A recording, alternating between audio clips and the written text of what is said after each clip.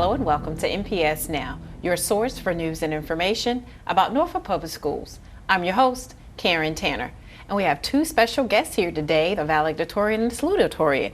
First, we have Booker T. Washington's valedictorian, Cheyenne Randolph, and the salutatorian, Rhiannon Smith. Welcome, ladies, to NPS Now. Thank you for having us. And congratulations to the two of you for that honor. But first, tell us, how long have you been in Norfolk Public Schools? Well, I've been in Norfolk Public Schools my whole life. I started in kindergarten when I attended PB Young Elementary from kindergarten through 5th grade. And then I attended the Academy of International Studies at Rosemont for 6th through 8th grade. Then I went to Booker T. Awesome. Now. What about you, Rhiannon? I started off 1st grade at Mary Calcutt Elementary School through 5th grade, and then I went to a private school for middle school. And then for freshman year I was there also, but then I went to Booker T for the rest of high school. Wow, so how does it feel, Cheyenne, to be graduating? I cannot put it into words. I feel like I've been waiting for this my entire life, which I have, but it just feels so good to know that all the hard work I've been putting in from elementary school to now is finally paying off, and I'm being recognized for my academic accomplishments. It just feels great. Yeah, and you're top of your class. How does that feel? I was not expecting this at all. So to know all the obstacles I've had to come through to get to this point, I'm really proud of myself as a person, and I just feel, I don't know, it kind of rejuvenates me, gives me more motivation to continue this academic rigor throughout college as well. And how about you, Cheyenne? You came in as salutatorian. How does it feel to be graduating from high school and being runner-up? Well, you know, I have a timer set on my phone for June 13th, so I feel like it needs to be here faster. And being runner-up, it's pretty exciting also. Kind of something that I've worked to since I found out that it was a thing. So when did you all know that you were valedictorian and salutatorian? I found out the end of first semester. They're like, oh, Cheyenne number 1. I was like, what are you talking about? But when I looked at my transcript, I was like, oh, I am. I wasn't expecting this, so that's when I found out. How did you feel, Rhiannon? I had to submit my transcript to ODU, and I took a glance at it before they sent it in, and I was like, what? No. Wow, that's exciting. That's exciting. So what are your plans educational-wise after graduation? Well, I will be attending the College of William & Mary on a full academic scholarship for the fall semester. I'll be majoring in criminal justice. I'm not sure if I want to minor in biology or what yet. I'm still thinking about that. So I'll either be a scientific ethical lawyer or a defense attorney. Oh, that's great. What about you, Rhiannon? I'm going to ODU in the fall. I'm going to be also studying criminal justice, and I'm considering double majoring in psychology to focus on joining the FBI. Oh, great, great careers. Well, tell me, what do you think NPS has done to prepare you? Well, NPS is definitely rigorous, and it teaches you how to compete among other people. It teaches you to it teaches you to do better for yourself, and to also do better for others, because Booker T, not only Booker T, but NPS itself, we do a lot of events that are Norfolk Public Schools together, and not just single schools. So you get to see how other people are taught at other schools as well, and it just gives you a better learning environment to take things from other people and from your schools itself. Great. So how do you think NPS has prepared you for life after high school? Well, I feel like it's kind of really pushed us. My grandma used to teach at my elementary school, and she's really been like right there all the time, like, remember, keep going. Tell me about some of the, you talked a little bit about Norfolk Public Schools preparing you. What are some of the courses that you think assisted you or helped you along this way? Well, actually dance class is really my favorite course, because it kept me steady to have all the academic courses I took, and then just to have dance class, something I looked forward to keep me balanced throughout all of high school. I started dancing in 9th grade when I found out about our band, and that's just something that has kept me steady and balanced throughout all of high school. And how has it shaped you? I think my class would be English, just any general English. It's one of my favorite things to do is reading, and it's helped me learn about the different ways that we can look at society and the world around us. Right. So you think Booker T has prepared you for your future? I do. Yeah, definitely. Right, right. So what advice would you give some underclassmen coming into Booker T, academic-wise, and, you know, just keeping your mindset right for their experience in high school? Time management is number one. That is the thing that knocked me down the most throughout high school. You have to learn how to, because I did a lot of things, sports, I worked, and academics and all that. You have to learn how to manage your time wisely so that you can balance everything that you want and need to do at the same time. Also organization, binders, notebooks, you need those, because I tried freshman year not having a binder and notebooks, and it was a failure. What about you? I'd definitely say to stay in class. I think that's a problem with a lot of, especially seniors. You get that senioritis. Oh, wow. But, you know, can't keep your grades up if you're not there. Right. So what do you want our viewers in the community to know about your experience at Booker T? You kind of alluded to it earlier, but what would you like to share with them that would just stick with them about your experiences? Booker T. Washington has prepared me so well for life after high school, only because it teaches you not only how to deal with people in your environment, also everyone else who's in the world, because there's more than just Booker T, and it teaches you that. And also the courses we take, they prepare you for the courses you'll also be taking in college, and the fact that they offer the AP exams gives us a chance to get the credit. So they give us all the tools we need to succeed. It's just up to us to use them. Exactly. What about you? Pretty much just what Cheyenne said. I don't really think I can add anything to that. And I'm glad to hear both your perspectives, because it's important, and our viewers watching this show get a great glimpse as to who you are and the great academic programs that are at Booker T and how it shaped you and your future. So that's just awesome. So I'm very proud of the two of you and what you're going to be doing next. And June 13th, I think we both have that timer on for June 13th. So I want to thank you both for coming on the show today. Thank you for having us. Yeah. And we want you to stay tuned for more NPS Now.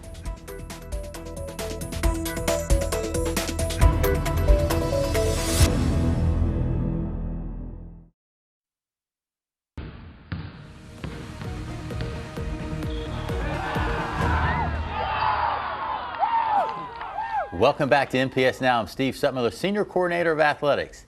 Today in the studio we have two special guests. We have two athletic directors from Booker T. Washington High School. We have Robin Williams, welcome. Thank you. Welcome. All right. And from Granby High School, Mr. Tommy Staples. How you doing? Welcome. Welcome. All right, we have you in here to talk a little bit about what's going on in high school sports, the Virginia High School League, some changes. So let's kind of talk about first with where we are in the Virginia High School League in terms of regional conference tournaments, regional tournaments, and then state play. Robin. Currently, we're in our spring sports. We're in our conference tournaments.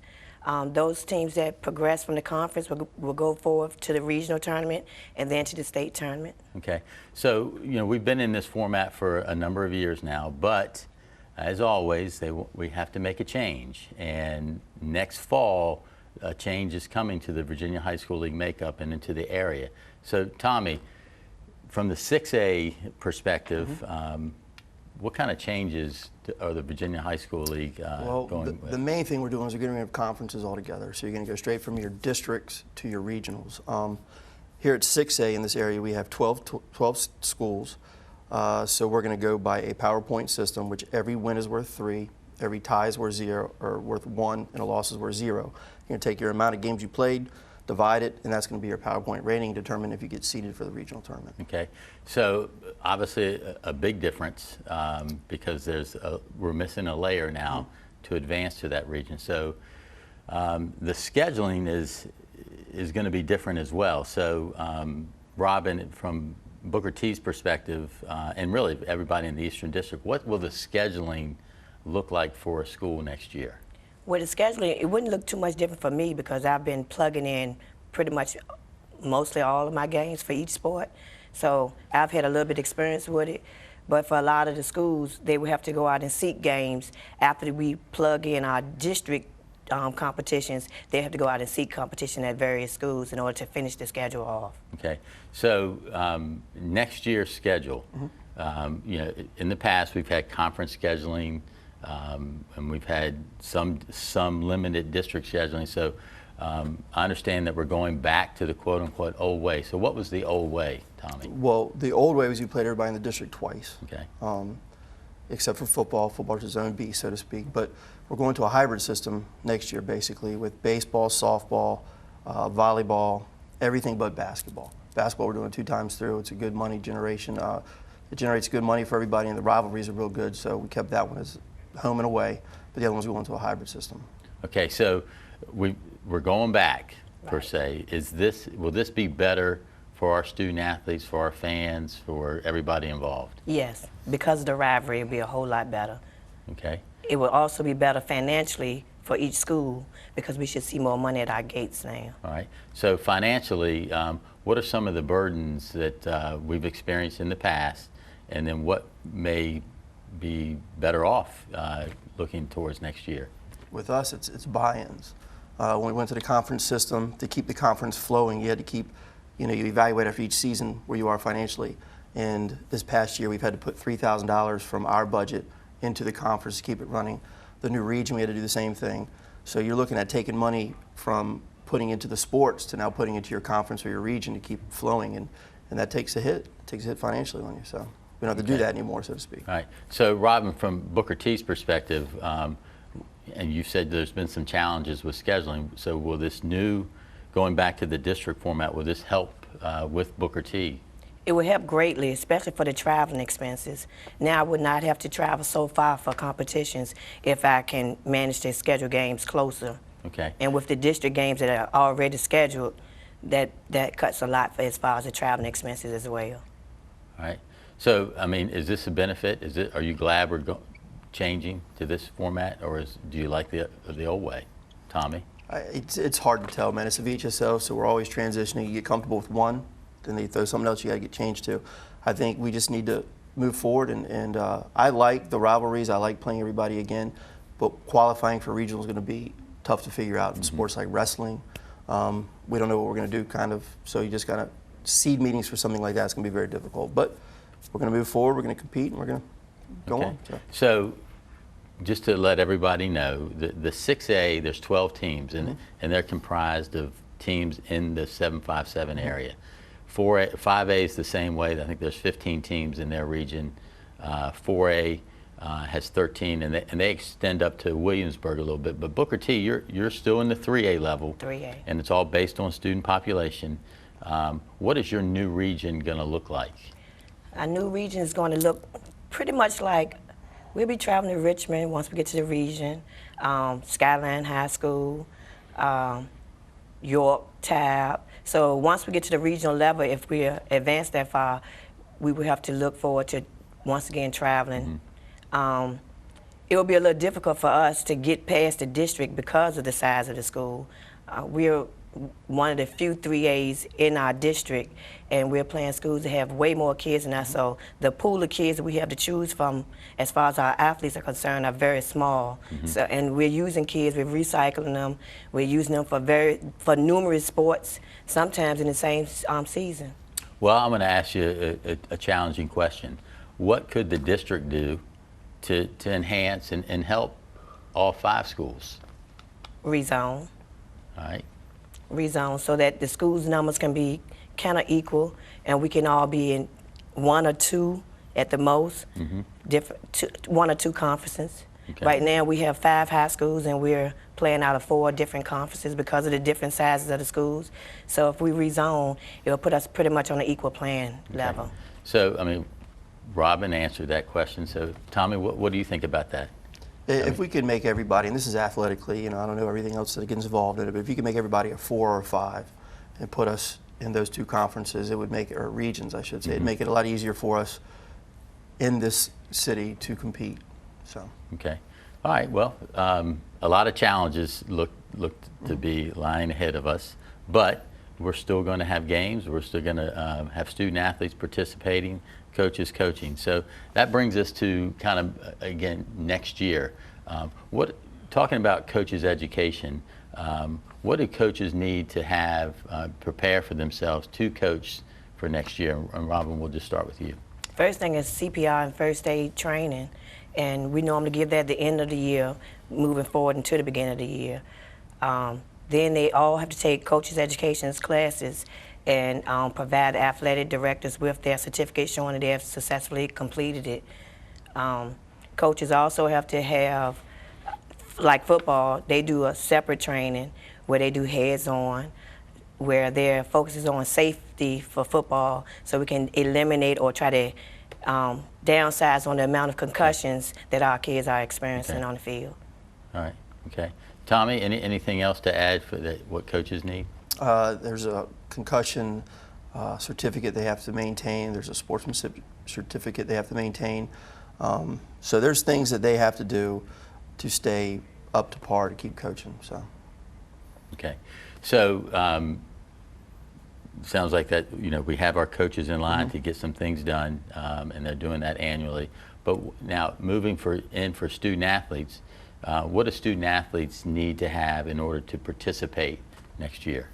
Aside academically with your 2.0 and passing 5 from the previous semester, they have to have an up-to-date physical and concussion letter signed by the parent and the student athlete. Okay, so for that physical, what does it have to be dated by? May 1st.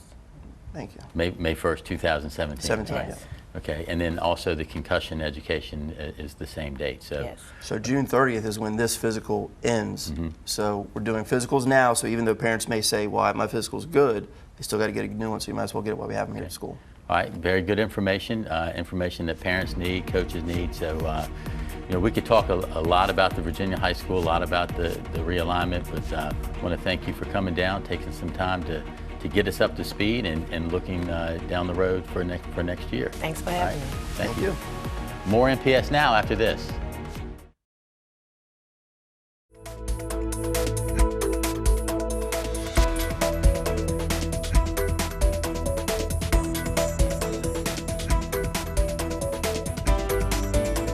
Welcome back to NPS Now. We're highlighting our valedictorians and salutatorians throughout Norfolk Public Schools. And with us today is also Granby High School's valedictorian, Emma Newkrug, and salutatorian, Maria Citron. Welcome, ladies, to NPS Now. Thank you for having us. Thank you for having us. Yes, I'm glad to have you guys, and congratulations to you both. But first, how long have you all been in Norfolk Public Schools? Let's start with you.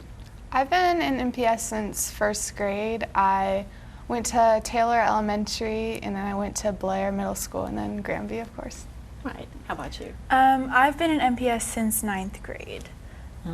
I came here from the Williams School, which was K through 8. Which was K-3.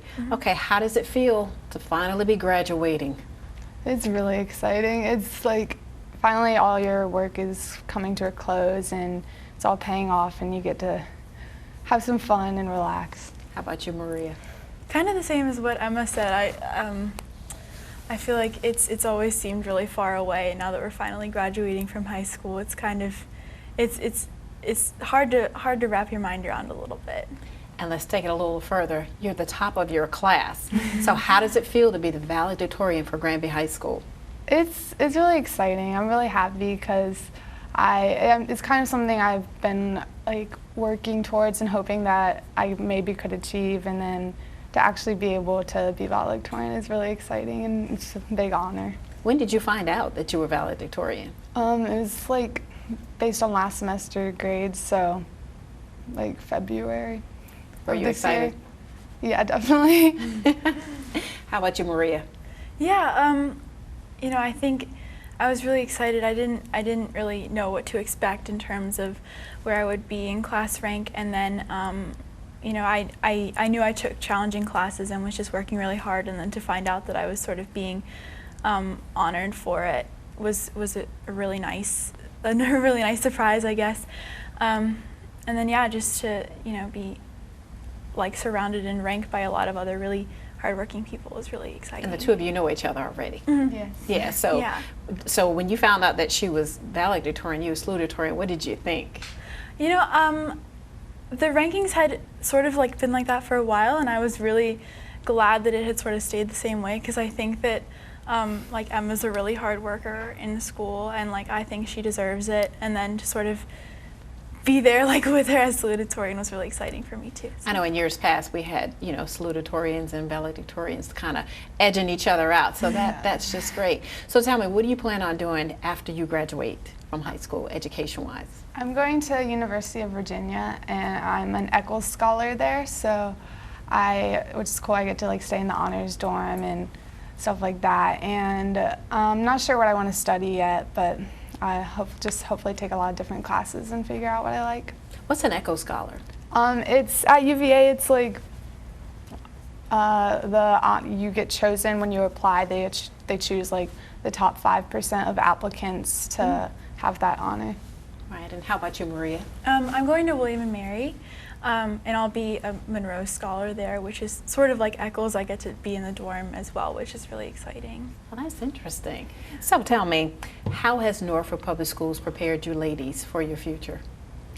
I think that Norfolk has been like a really, really good preparation, and since I've been in the school system so long, I've had a lot of really great teachers through NPS. Like all the way from like first grade, my teacher was amazing. Like I really think that the teachers in the system are really, really great, and they really work with kids and encourage them and prepare everyone to be successful in the future. I think my experience was a little bit different. Coming only into 9th grade was my first experience with NPS, and I had come from a really small school, so to go to a really big one, that was definitely interesting, and I think it was really important for me to sort of like be in a bigger environment and to learn more about, you know, really, you know, working towards what I want and sort of like asserting myself and being able to like, you know, work with larger groups of people and different people. And then same as Emma, I've had some really, really great teachers. We're both in the IB program, and some of our teachers have been like really phenomenal. So what are some of the courses that you think prepared you for your experiences? Because that was a question I was going to ask. You know, you're at Granby, are you in the IB program? So what are some of the courses that help you in your experience? I think the IB program actually like definitely begins in your junior year is when you start taking the IB classes. Before that, you're doing like pre-IB stuff. So definitely the classes got a lot more challenging, but I think they were definitely really good at preparing us for the future. Like my IB biology class, it's a 2-year course, so we have been with the same teacher junior year and senior year, and that class was really, really good because I think that it like just, it's challenging and it's more extensive than maybe a regular biology class, and I think it's gotten me interested in the subject, and maybe I would want to pursue that. Right. I think going off of what Emma said in terms of the IB classes, which a lot of them are 2 years, that sort of at least allowed me, and I think a lot of us, to form like better relationships with our teachers. And then also a lot of the classes that we took, so like history, English, even like our sciences, a lot of them sort of ask you to think beyond just, you know, like memorizing things, and it's a lot of, you know, how can this apply to the real world and the other classes you're learning, and sort of, and then, you know, our class like theory of knowledge, which is one of our IB classes, where it's really like, why do you think this way, and it sort of just makes you more aware of why people do what they do and sort of how everything interacts with each other, which is really interesting. Good. So Emma, what would you give as advice to an underclassman coming into their freshman year of being prepared academically and preparing for high school and graduation? I think I would say that you just have to keep working, keep going, because it definitely gets really stressful. Like with when you're doing all this schoolwork and extracurriculars, it can get really stressful, but just if you keep trying your hardest and doing your best, no matter what that is, like you should always try your best, and you should get to where you want to be. And just like, I've just noticed for myself, like you can't procrastinate. Like you just kind of have to, even though it's painful, you have to get through your work, and you'll get it done sooner than you expect. Right. What about you, Maria? I would say, I think sometimes people get really, really caught up in terms of like what would look good for college, and you know what looks good to other people and what they're supposed to do. And I think you know, some advice that I was given when I was younger, and I think it really sort of helped me, was if you can, I mean, there's some things you have to do, obviously, but if you can, try to pursue things that actually interest you and things that are, you know, gonna help you like achieve a bigger goal in the long run. So, you know, try to ask yourself, like, if you're only doing something for the resume or for, you know, because other people think you should, then it's really not going to be as enjoyable of an experience. So if you try to like take your classes and your extracurriculars and make them into something that, you know, you want to do, it's a little less hard when it gets to like the stressful times. And you guys have shared some great information about your experiences, but what would you particularly want our viewers in the community to know about the education that you received here at Norfolk Schools? I think that the education, it's definitely a really good program, and I'm so happy that I've been in public schools because I think Norfolk Public Schools, I think, is growing and expanding more and more, and as that happens, like, we're getting these new programs that so kids can be further prepared for college, and I think that it definitely sets you up to go on to college, which I think is really important, or go on to military or whatever career you think is important for you. So I think that, yeah, I think NPS did a really good job at helping me get ready for my future. How about you, Maria?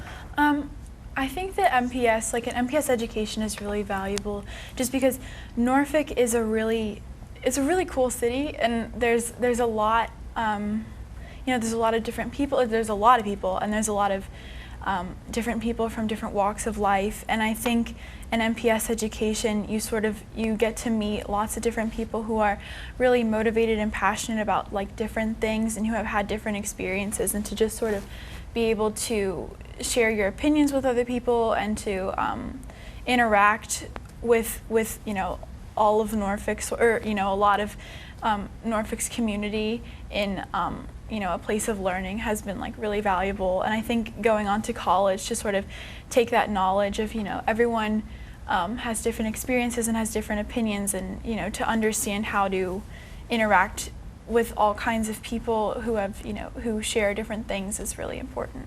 Great. Congratulations, ladies, on Thank you. valedictorian and salutatorian for Granby High School, and thank you for coming on the show today. Thank you so Thank you. much. And we want to thank you for watching NPS Now. It airs weekly on WNPS, Channel 47, or you can view us online at www.npsk12.com. If you have any great story ideas or information you'd like to share, email us at nps_news@npsk12.com. Again, thank you for watching NPS Now.